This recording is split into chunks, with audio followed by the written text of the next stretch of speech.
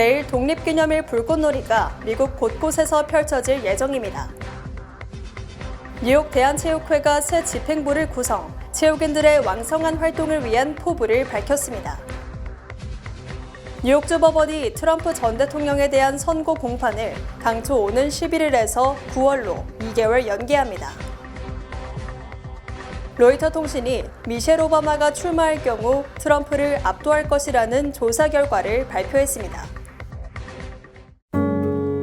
아름다운 제품에서부터 아름다운 사회를 만들기까지 키스는 뉴욕에서 시작하여 현재는 전 세계 12,000명의 직원들과 함께 끊임없이 도전하는 기업입니다. 사람을 생각하고 존중하는 기업. 키스는 한인들이 사회의 주인공이 될 수 있도록 든든한 버팀목이 되겠습니다. 글로벌 뷰티 기업 키스. 시청자 여러분 안녕하십니까? 7월 3일 수요일 TKC 뉴스데스크 첫 소식입니다. 내일 독립기념일 축하를 위해 미국 곳곳에서 불꽃놀이가 펼쳐지는 가운데 호컬 뉴욕주지사는 시민들의 안전에 유의할 것을 당부했습니다.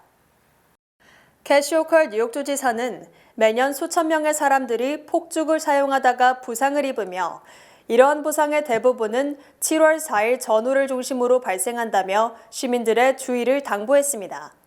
또 이러한 사고의 대부분은 어린아이와 청소년들의 부주의로 인해 발생하며 특히 18세 이하의 환자가 25%나 차지하고 있다고 말했습니다. 또한 주지사는 반드시 합법적으로 인정된 판매자를 통해 불꽃놀이 제품을 구입할 것을 당부했습니다.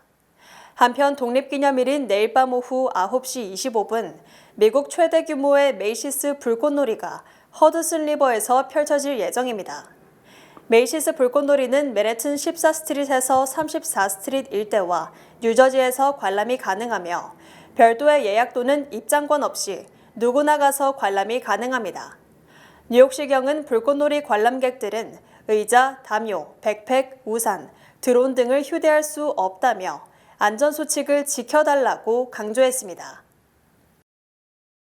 뉴욕 대한체육회 최미경 신임 회장과 체육회 집행부가 생활 밀접형 운동인의 가입을 적극 독려하고 젊은 층 유입 확산에 힘써 체육회에 활력을 불어넣겠다고 다짐했습니다.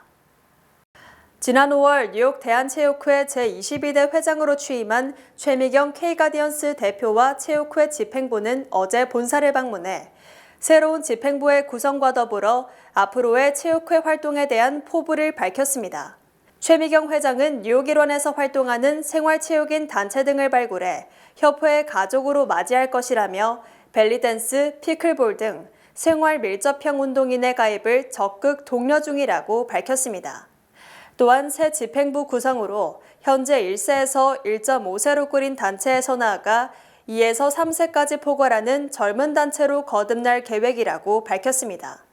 최미경 회장은 학창시절 육상 국가대표를 지낸 경험이 있어 한인 청소년들의 체육 프로그램 마련에 관심이 남다르다며 기존 회원들과 더불어서 2, 3세들과 여성들의 활동을 넓힐 수 있도록 기여하고 싶다고 말했습니다. 여성들이 하는 축구 그리고 피크볼 이런 거를 활성을 시켜서 여성들이 많이 이렇게 인바이브 될 수 있는 그런 체육회가 됐으면 좋겠고요. 지금까지 남성의 전용물이라고 했다면 앞으로는 여성들이 활동을 많이 하는 그리고 사회에서 사회뿐만 아니라 건강을 지키는 그런 체육인들의 면모를 보여줄 수 있는 그런 역할을 좀 많이 만들려고 합니다. 뉴욕 대한체육회는 이외에도 이달 19일 예정된 이사회 회의를 통해 체육단체 안전 예방책을 마련하고 1인 1종목을 목표로 체육문화 확산에 힘쓰겠다고 말했습니다. 뉴욕 대한체육회 화이팅!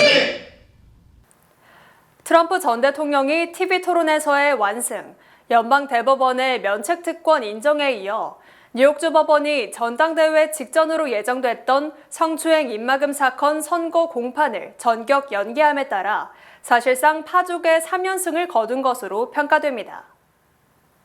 성추행 입막음 사건을 맡은 뉴욕주 뉴욕카운티 형사법원 후안 머천 판사는 어제 유죄 판결을 받은 트럼프 전 대통령에 대한 선고 공판을 당초 오는 11일에서 9월 18일로 2달여 연기한다고 밝혔습니다. 머천 판사는 또 연방대법원의 전직 대통령 면책특권 인정 결정이 성추행 입막음 사건에도 영향을 미치는지에 대해서도 9월 6일까지 결정을 내릴 것이라고 덧붙였습니다. 머천 판사의 이 같은 결정은 지난 1일 연방대법원 결정 직후 트럼프 변호인단이 성추행 입막음 유죄 판결을 파기해달라고 요청하고 관련 이유서를 10일까지 제출하겠다고 밝혔기 때문입니다. 트럼프 전 대통령은 7월 11일 선고 공판으로 인해 공화당 전당대회에 참석할 수 없을지 모른다는 우려를 낳았으나 후안 머천 판사가 선고 공판을 2개월여 연기함으로써 자유로운 정치 활동이 가능해졌고 전당대회장은 사실상 승리 축하 파티가 될 가능성이 커졌습니다. 한편 트럼프 전 대통령의 성추행 입막음 행위는 대통령의 공적 행위가 아닐 뿐더러 대통령 취임 이전의 행위이므로 대법원의 전직 대통령 면책특권 인정 범위에는 속하지 않는다는 것이 다수의 견해입니다.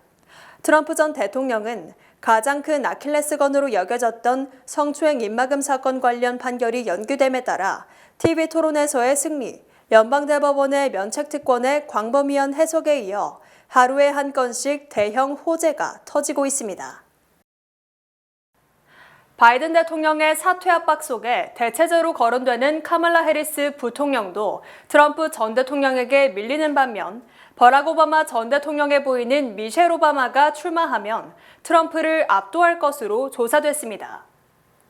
CNN이 어제 발표한 여론조사에 따르면 바이든 대통령은 43%, 트럼프 전 대통령은 49%의 지지율을 획득했으며 만약 해리스 부통령과 트럼프 전 대통령이 맞대결을 벌일 경우에도 트럼프가 47%로 45%에 그친 해리스 부통령을 오차 범위 내에서 앞서는 것으로 나타났습니다.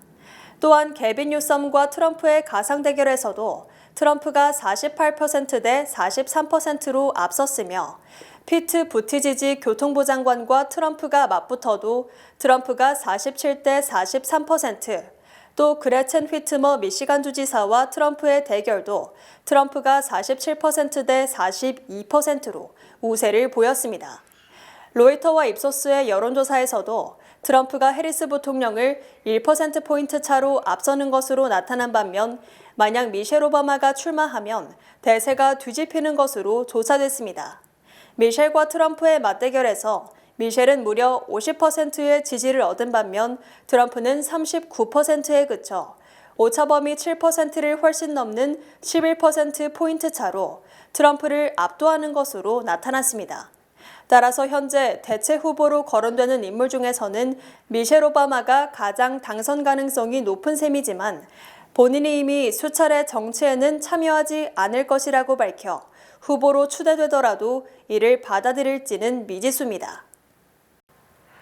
불법 무기 소지 유죄 판결을 받은 범법자인 바이든 대통령의 차남 헌터 바이든이 지난 1일 백악관에서 열린 연방대법원 대통령 면책특권 결정 대책회의에 참석했던 것으로 알려졌습니다. 백악관 측은 어제 정례 브리핑에서 전날 백악관 자문단 회의에 헌터 바이든이 참석했느냐는 질문에 대통령은 가족들과 매우 긴밀한 관계를 유지하고 있다고 답변, 참석 사실을 사실상 인정했습니다.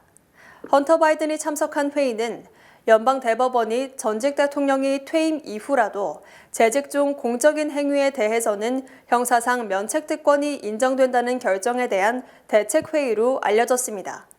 헌터가 이 회의에 참석함에 따라 백악관 자문단은 당혹감을 감추지 못한 것으로 전해졌습니다. 이에 앞서 헌터는 지난달 27일 첫 TV 토론 직후 바이든 대통령의 고령에 따른 건강 악화와 인지능력 저하 우려로 사퇴 요구가 빗발치자 지난 주말 캠프 데이비드 별장에서 이 문제를 논의하기도 했습니다. 특히 헌터는 어머니인 질 바이든 여사와 함께 무조건 대선에서 완주해야 한다는 주장을 강력하게 펼친 것으로 전해졌습니다. 현재 헌터는 불법 무기 소지 혐의로 유죄 판결을 받고 선고 공판을 앞두고 있으며 중국과 우크라이나 기업으로부터 수백만 달러의 뇌물을 받고 세금도 포탈한 혐의에 대한 재판도 진행되고 있습니다. 이처럼 헌터가 강력하게 대선 완주 주장을 펼치는 것은 아버지가 재선돼야 자신이 사면받을 수 있기 때문이라는 비판을 받고 있습니다. 파리올림픽 기간 예상 방문객 가운데 상당수가 프랑스 파리 여행을 하지 않을 것으로 전망됨에 따라 항공사의 매출 타격이 우려됩니다. 에어프랑스 KLM은 기대와 달리 오는 26일 시작해 다음 달 11일에 폐막하는 파리 올림픽을 찾는 국제 관광객들이 예상보다 크게 적을 것이라며 항공권 예약이 기대를 심각하게 밑돌고 있다고 밝혔습니다. 두 항공사는 국제시장 흐름으로 보면 항공 여행객들이 파리를 심각할 정도로 회피하고 있는 것으로 나타난다고 하면서 에어프랑스와 에어프랑스 KLM 산하의 저가 항공사 트란사비라의 예약이 저조하다고 경고했습니다. 에어프랑스 KLM은 지난달 파리 관광국이 공개한 자료를 인용해 올림픽이 열리는 올여름 파리 호텔 예약이 감소할 것으로 전망하며 그 여파로 6월에서 8월 2분기 기간 매출이 1억 6천만에서 1억 8천만 유로 타격을 입을 것으로 예상하고 있습니다. 제롬 파월 연준 의장이 최근 인플레이션 둔화세가 진전을 보였다고 공식 언급, 금리 인하 기대가 커지면서 뉴욕 증시가 다시 신고가 랠리에 돌입했습니다. 제롬 파월 연준 의장은 어제 포르투갈에서 열린 유럽 중앙은행 주최 포럼에 참석, 우리는 인플레이션을 우리의 목표 수준으로 돌리는 데 있어 상당한 진전을 이뤘다며 디스플레이션 경로로 돌아가고 있다고 평가했습니다. 다만 파월 의장은 통화정책 완화 과정을 시작하려면 인플레이션이 목표 수준을 향해 지속적으로 둔화하고 있다는 더 큰 확신이 필요하다고 덧붙였습니다. 파월 의장이 비록 더 큰 확신을 주장했지만 인플레이션 둔화를 직접 언급한 것은 획기적인 일이며 시장에서는 금리 인하 가능성에 대한 기대가 커지고 있습니다. 파월 의장은 향후 인플레이션이 1년 이내에 2% 초중반대로 내려올 것으로 전망했으나 9월 금리 인하 여부에 대해서는 일단 날짜를 정하지 않겠다며 구체적 언급을 회피했습니다.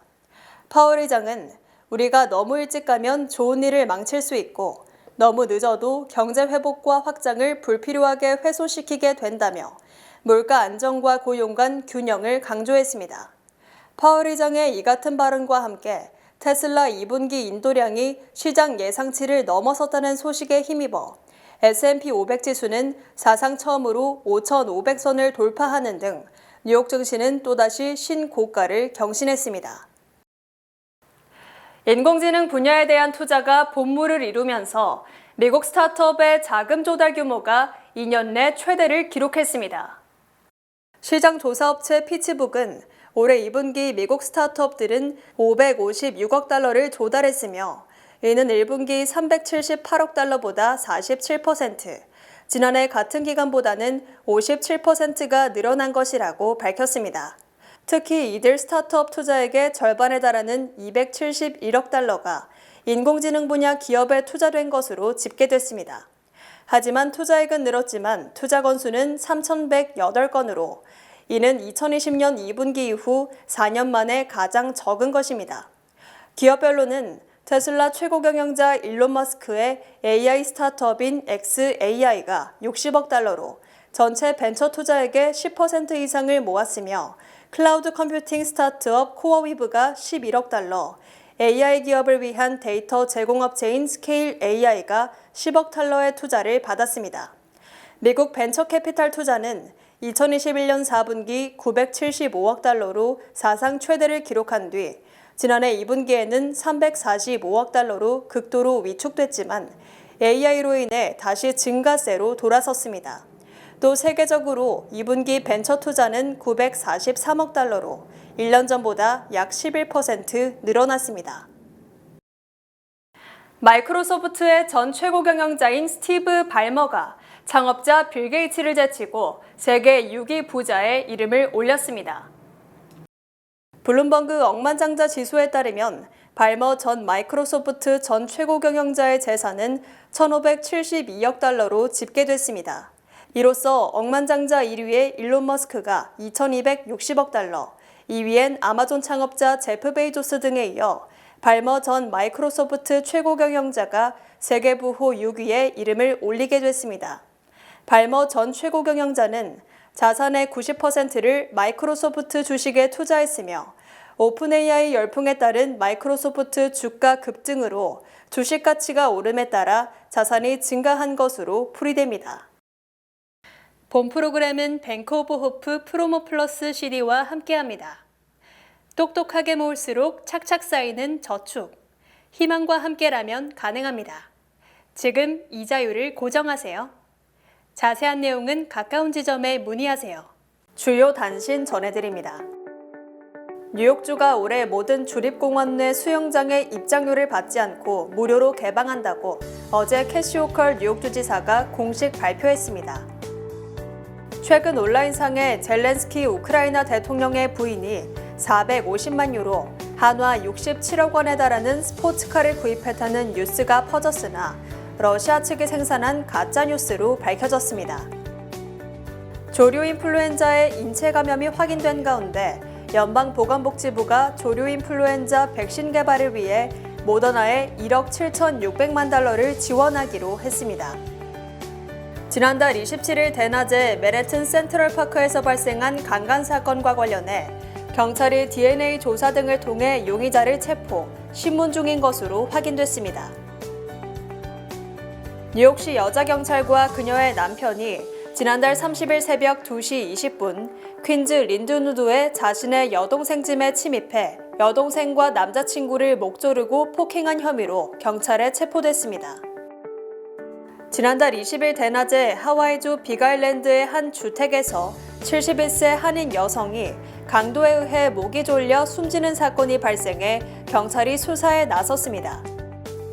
메트로폴리탄 교통공사가 지난 1일부터 오는 9월 2일 노동절까지 JFK 공항과 퀸즈 자메이카 전철역 간 에어트레인 요금을 $8 50센트에서 $4 25센트로 50% 인하합니다. 지난 2분기 테슬라의 신차 인도 물량이 1분기에 이어 지난해보다 감소했지만 전문가의 예상치를 뛰어넘음으로써 주가가 10.2% 급등했습니다. 날씨 전해드립니다. 목요일인 내일은 때때로 흐리고 오후에 뇌우 가능성이 있습니다. 낮 최고 기온은 83도, 최저 기온은 71도입니다. 해 뜨는 시간은 5시 30분, 해지는 시간은 8시 30분입니다. 이상으로 주간 날씨와 세계 날씨 전해드립니다.